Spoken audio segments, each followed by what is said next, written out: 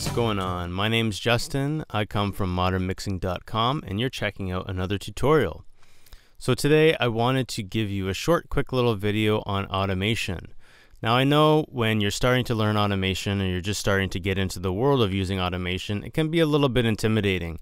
You're not really sure where to use it. There's so many different possibilities, you know, who, what, where, when, why, all these different questions come up.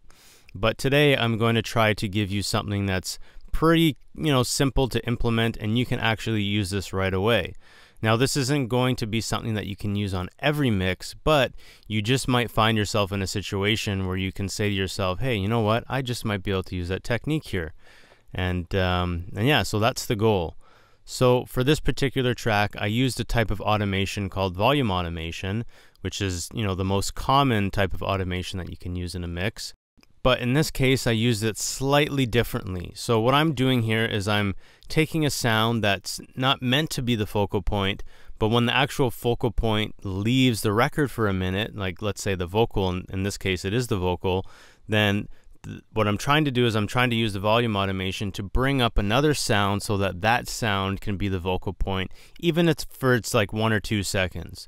So what I'm going to do is I'm going to play this course for you, and I want you to see if you can listen to where that focal point is or where that part comes in. And since I'm telling you where it is, you're going to notice it. But hopefully the average person, when they're listening to the record, they're not going to notice these types of things. And, that's not the point. You don't want people to notice them. So you have to be very, very subtle with the amount of automation that you use. But let me play this for you and see if you can notice it. They got the recipe wrong, the missing ingredients. Everybody asking us what we're doing different, and we tell them they ain't got the formula. Okay, so were you able to hear that? Again, I tried not to make it too obvious, so you might not have been able to hear that, but that's okay. We're going to show you right now exactly where that automation lane resides. And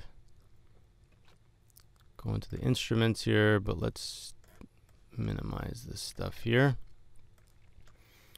So in this case, it's a sound called the Rapture. Let me turn the automation on, and let me actually bring up a vocal here to demonstrate what I'm talking about. So that's one of the hook vocals, one of the lead vocals. And I got some clip gain automation stuff going, but just ignore that for now. That's another topic for another day. So you can see the lane here, the automation lane, the volume lane. You can see that it bumps up right here, and this just happens to be when the vocal takes a little bit of a break over here. And you can see the vocal in there takes a break. Same thing over here. The vocal takes a tiny little bit of a break, and I bring that up. Now you can see that I'm not doing it exactly, like for instance the vocal stops right here, and I'm not doing it like that. And you'd say to yourself, well, that's kind of like the most obvious thing to do. As soon as the vocal stops, that's when you bump it up. But the thing is to me, it didn't really sound very musical. What I'm trying to do is I'm kind of fading it up a little bit. So almost as if this is about to end, this sort of starts to, ride in a little bit. It's almost like an intro and outro where you want to fade them in and out. And the same thing again at the end of it, as it's coming to an end, I'm sort of fading out. And I had to listen to this a few times, but you fade it out just ever so slightly as the new vocal comes in. Now, what I can do is I can solo this sound. Let me solo the vocals. You know what? I'll just solo the one lead there. And then what I'll do is I'll play it, and then you'll hear the sound come up in volume. So let's do that now.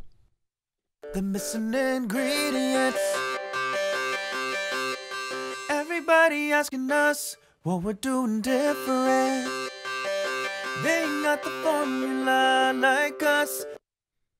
So you can see it makes an obvious jump up in volume there, and of course on its own it doesn't sound good, but when it's in the record, it just makes that little bit of a difference so that that space in the record is not so empty.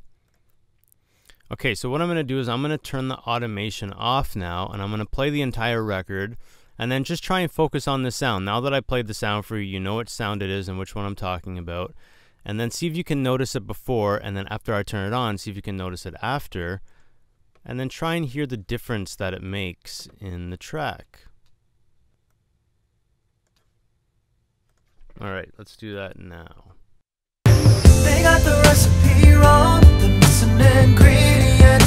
Oh, everybody asking us what we're doing different, and we tell them they ain't got the formula like us. Okay, now let me turn it back on. Alright, let's try that one more time. They got the recipe wrong, the missing ingredients. Oh, everybody asking us what we're doing different, and we tell them they ain't got the formula like us. They ain't got the formula. Okay, so again, it's not a major move, so you're not going to hear it. It's not going to be too obvious, but hopefully it just tickles your ear just enough just to give you something a little bit more interesting to listen to, but you don't notice the volume coming up.